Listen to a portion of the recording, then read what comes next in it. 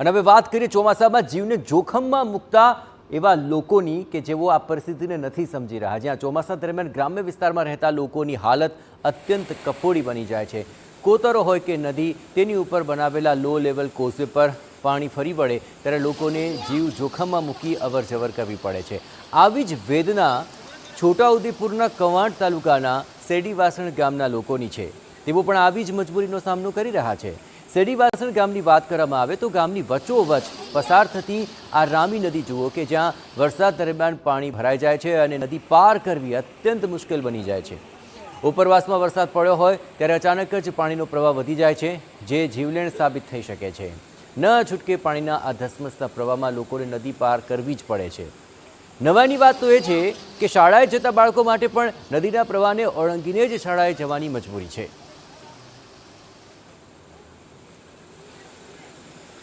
રામી નદી ઉતરીને જવું છે, દરરોજ જવું, દર વર્ષે આવું છે। અમારે તકલીફ વેઠવાની, છોકરાને ભણવા જાય તો અમારે રોજ મૂકવા આવવાનું, લેવા જવાનું, નદીના જીવ જોખમમાં મૂકીને અમારે રોજ છોકરાને લેવા આવવા મૂકવા જવાનું છે। અમારે આ વિનંતી છે કે સરકારને અમારે નાળું કરી આપે એવી વિનંતી છે અમારી।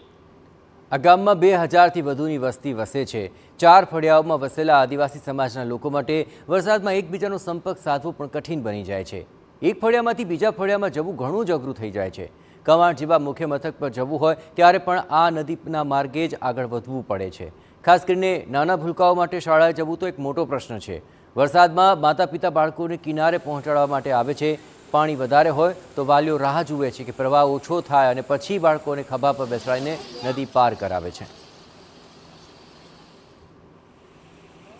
અમારે કડિયા કામે જતા હોય, હીરા ખસવું હોય, કોઈ કામ ધંધા અર્થે જતા હોય, એમના માટે બહુ તકલીફ છે।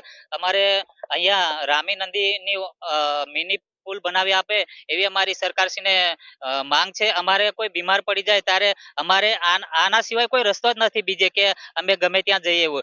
જ્યારે અમારે એવું બીમારનો પ્રશ્ન બને ત્યારે અમારે છોડીમાં કે ખાટલાનો સહારો લઈને જવું પડે છે। જો કે આ સમસ્યા નવી નથી। વર્ષોથી લોકો આ સ્થિતિમાં જીવી રહ્યા છે। ઘણા સમયથી હાડમારી સહન કરી રહ્યા છે। એટલા માટે હવે લોકોની એક જ છે માંગ, અહીં એક નાનો પણ મજબૂત બ્રિજ બને। આને આ જ પ્રોબ્લેમ આવે છે અને જો અહીં સરકાર તરફથી અમને પુલ કે નારું કે ગમે એ બનાવી આપે તો અમારે સ્કૂલે જવા સારું પડે અને ટાઈમેસર ઘરે આવી જાય, છોકરા ટાઈમસર નિશાળે જાય અને એમનો અભ્યાસ બગડે નહીં। એ તરફથી અમારે 4 ફળિયાના વિદ્યાર્થીઓ 100 જેટલા ઉપર વિદ્યાર્થીઓ અહીં સ્કૂલે ભણવા આવે છે અને તકલીફ બહુ થાય છે। દર વર્ષે આ રામી નદી ઓળંગીને જવું પડે છે। લોકોને તો રોજિંદી અવરજવર માટે મુશ્કેલી પડે જ છે, પરંતુ જો કોઈ બીમાર પડી જાય તો પરિજનોની હાલત દયનીય અને કફોડી બની જાય છે। દર્દીને ખાટલા કે જોડી બનાવી નદી પાર કરાવવી પડે છે। વિચાર કરો, જો નદી પાર કરતી વખતે અચાનક પાણી વધે તો શું સ્થિતિ થાય? આ જ વિચારથી લોકોના હૃદયના ધબકારા પણ વધી જતા હોય છે। સવાલ તો એ છે કે છેવાડાના જિલ્લાના લોકોને પાયાની જરૂરિયાત આખરે મળશે ક્યારે? વહીવટીતંત્ર અહીં નાનો પણ સુરક્ષિત બ્રિજ બનાવી દે તો લોકોની હાલાકી દૂર થાય અને તે અત્યંત જરૂરી છે। કવાંટ તાલુકાનું આ સેડીવાસણ ગામ છે કે જે અંતરિયાળ વિસ્તારમાં આવેલું છે। આ ગામ એવું છે કે જ્યાં 100થી વધુ બાળકો છે જે સ્કૂલે ભણવા માટે આપ જોઈ શકો છો કે રોજનું જોખમ કરી રહ્યા છે।